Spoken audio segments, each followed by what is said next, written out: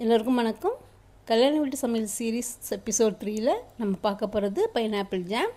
இந்த pineapple jam செய்கிறதுக்கு pineapple நல்லா பழுத்த பைனாப்பிளாக வாங்கிக்கோங்க.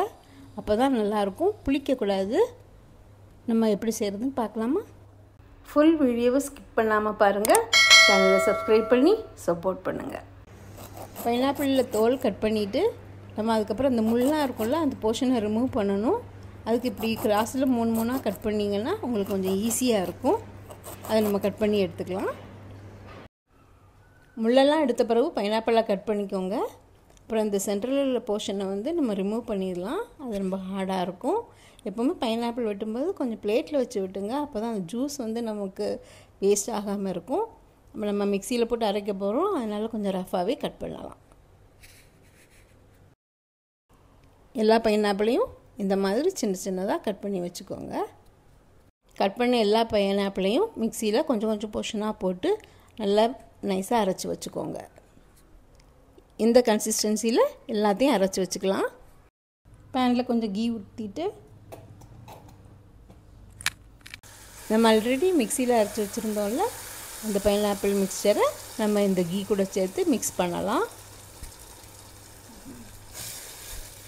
இந்த மிக்சரை கொஞ்சம் நெய்லேயே நல்லா வதக்கிக்கோங்க. அப்படி கொஞ்சம் வதக்கிட்டே இருந்தால் தான் அந்த பச்சை ஸ்மெல் போகும். கொஞ்சம் கெட்டியாத வரைக்கும் கிண்டிகிட்டே இருக்கணும். கொஞ்சம் ஈஸியான டிஷ் தான் இந்த டிஷ்ஷு. ஆனால் கொஞ்சம் வதக்கிட்டே இருந்தால் தான் அடி பிடிக்காமலும் இருக்கும். நமக்கு கொஞ்சம் கெட்டியான இது கிடைக்கிற வரைக்கும் கொஞ்சம் கிண்டிக்கலாம். ஒரு 1.5 கப் சுகர் போட்டுக்கோங்க.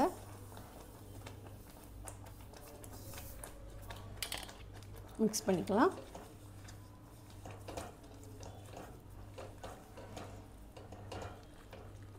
இந்த இனிப்பை பொறுத்து நம்ம சுகர் போடணும். கொஞ்சம் கிண்டி பாருங்கள். அதுக்கப்புறம் சுகர் பத்தலைன்னா, புளிப்பாக இருந்ததுன்னா கொஞ்சம் கூட சுகர் போட்டுக்கோங்க. இல்லை ஸ்வீட்டாக இருந்ததுன்னா கொஞ்சம் சுகர் குறைச்சிக்கலாம்.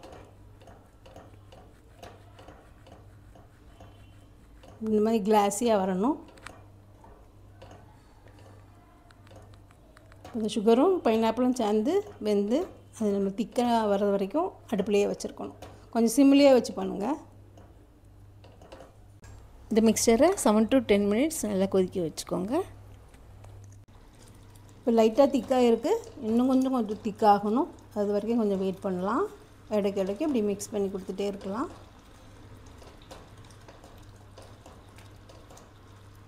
இந்தளவு திக்காகிறது வரைக்கும் வச்சுக்கோங்க. இனி ஆற விடும்போது இன்னும் கொஞ்சம் கூட திக்காகும்.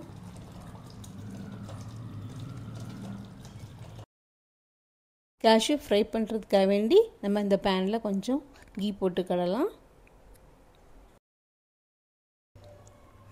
இந்த நெய்யில் ஜாமில் போடுறதுக்காக வேண்டி கேஷ்யூ நட் கொஞ்சம் வறுத்து போடலாம். நீங்கள் ப்ரெட்டில் தடவுறதா இருந்தால் அப்படியே நீங்கள் யூஸ் பண்ணிக்கோங்க. இதில் கேஷ்யூ நட் வேண்டாம். நம்ம ஜாம் அதை பிரியாணிக்கோ சாப்பாட்டுக்கோ சேர்க்கும்போது கொஞ்சம் இது போட்டால் கொஞ்சம் நல்லாயிருக்கும். நம்ம வறுத்து வச்சுருந்த கேஷ்யூ நட்டை இந்த ஜாமில் போட்டுக்கலாம். நம்ம இப்போ கார்டமன் பவுடர் போடலாம். இது போட்டால் தான் கொஞ்சம் நல்ல ஃப்ளேவராக இருக்கும். இந்த டிஷ்ஷுக்கு கொஞ்சம் ஹைலைட்டாக இருக்கும்.